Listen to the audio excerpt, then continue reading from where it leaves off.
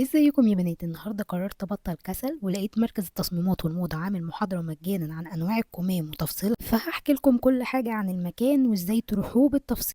هنا جوزي بقى حن عليا وخدني معايا في الطريق للشغل ونزلت الكورنيش، بس طبعا مرضاش يفطرني، وعشان انا بنت بحب اعتمد على نفسي واند بت بقى وكده هجيب فطار لنفسي وبلاش هرمونات على الصبح وانكد عليه. وهوب بقى قلت اجيب كوبايه شاي على الفيو الحلو ده وادلع نفسي، ودي اغلى كوبايه شاي انا شربتها في حياتي ومش هكررها تاني. ده شاي كرك والبت بتقولي ده ب100 جنيه، فيا ريت اخواتي السعوديات يعزموني عليه لما اجي عندنا على الكورنيش. بقى خدت اتوبيس 88 رايح محطه محمد نجيب، ومعلش رغيت كتير، الافضل بقى روحوا مترو.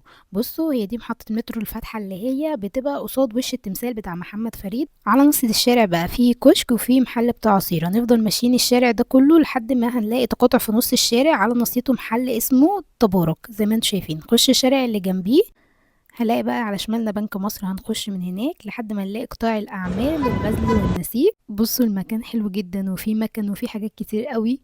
هسيبكم بقى مع جزء من الشرح تتفرجوا وتشوفوا بنفسكم. صنايعي ممكن ياخد الكم يروح عامله كشكشه كله مركبه، بقى الكشكشه بتاعتي اتوزعت في الكم. كشكشه هنا عشان بقى تشتركوا فيها بتتابعوا الصفحة بتاعتهم على الفيس وبتبعتوا لهم مسج أول ما المحاضرة بتنزل وبيأكد. للأسف الموبايل عملها معايا وفصل شحن فمعرفتش أكمل، فروحت عملت حاجة دافية. عايزة أقول لكم بقى لو عايزين أي استفسار عن أي حاجة في الأسعار أو إيه الكورسات المتاحة أو أي حاجة اكتبوا لي كومنت أو ابعتوا لي مسج.